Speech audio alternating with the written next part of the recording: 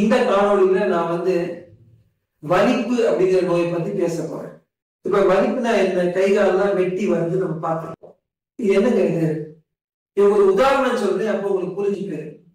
இப்ப இந்த ரூம் இருக்குது, இதுல ஃபேன் இருக்கு, சுவிட்ச் நீங்க போடுறீங்க, அப்ப அந்த வயர் மூலமா அந்த ஃபேனுக்கு மின்சாரம் வருது, அப்ப அந்த காற்றாடி சுத்த ஆரம்பிக்குது. அந்த மாதிரி நமக்கு மூளையில இருந்து வரக்கூடிய மின்சாரம் நரம்புகள் மூலமா கை காலுக்குலாம் வருது.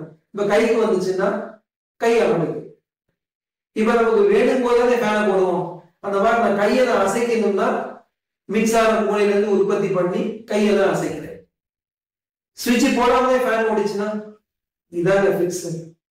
தேவையில்லாத சமயத்துல மூளையில் ஏற்படக்கூடிய பிரச்சனைனால தேவையில்லாத சமயத்துல மின்சாரம் உருவாகி கை காலெல்லாம் வெட்டிச்சுன்னா இதான் பிக்ஸ். இது கைக்கு வரக்கூடிய நரம்புல வந்துச்சுன்னா கை ஆடும், காலுக்கு வரக்கூடிய நரம்புனா கால் ஆடும், சில சமயம் எல்லா உடம்பும் ஆடும். சில சமயம் இதெல்லாம் இல்லாம நினைவு அலைகள் உற்பத்தி பண்ணக்கூடிய இடத்துல மட்டும் வரும்போது நினைவலைகள் மட்டும் தவறி விடுவாங்க. அது ஒரு மாதிரி பார்த்துட்டு இருப்பாங்க. இல்லைன்னா சில சமயம் குழப்பமா பேசுவாங்க. இது எல்லாமே பிக்ஸோட பல பல பரிணாமங்கள். இது வந்துச்சுன்னா நம்ம அடுத்த கேள்வி என்ன கேட்போம்? இது ஏன் வந்துருக்குன்னு கேட்போம்.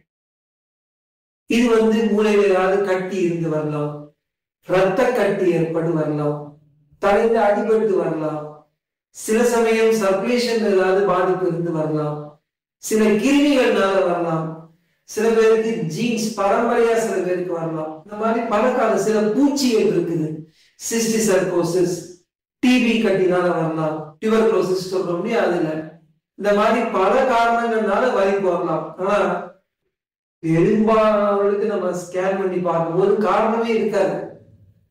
காரணமே இல்லாம இருக்கிறதாங்க நல்லது. ஏன்னா காரணம் இருந்துச்சுன்னா பிக்ஸுக்கும் வைத்தியம் கொடுக்கணும், காரணத்துக்கும் வைத்தியம் கொடுக்கணும். அந்த காரணத்துல சிலது எளிதான காரணமா இருக்கும், ஒன்றும் பிரச்சனை இருக்காது. சில சமயம் கஷ்டமான காரணமா இருக்கும், கட்டிக்கிட்டு இருந்துச்சுன்னா அவஸ்தைதான். அதனால நாங்க ஸ்கேன் பண்ண சொல்லும் போது எதுவும் காரணம் இருக்கக்கூடாதுன்னு நினைச்சுதான் நம்ம பண்ணுவோம். இந்த வியாதி இந்த பிக்ஸ் எந்த வயசுல வேணா வரலாம். சிறு குழந்தை, பிறந்த குழந்தையில இருந்து 100 வயசு வரை யாருக்கு வேணா எப்ப வேணா நான் சொன்ன காரணங்கள்னால வரலாம். இப்ப இது வந்துச்சுன்னா இதை கண்டுபிடிக்கிறதுக்கு நாங்க டெஸ்ட் முக்கியமா பண்ணுவோம். அதில் பிரெயினுக்கு ஸ்கேன் பண்ண சொல்லுவோம், எம்ஆர்ஐ ஸ்கேன் பண்ண சொல்லுவோம். அப்புறம் இஜிங்கிற பரிச்சயம் பண்ண சொல்லுவோம். அந்த இஜிலேயே நல்லா தூங்க வச்சு இஜி எடுக்கும் போதுதான் நல்ல ரிசல்ட் கரெக்டா நமக்கு என்னன்னு தெரியும்.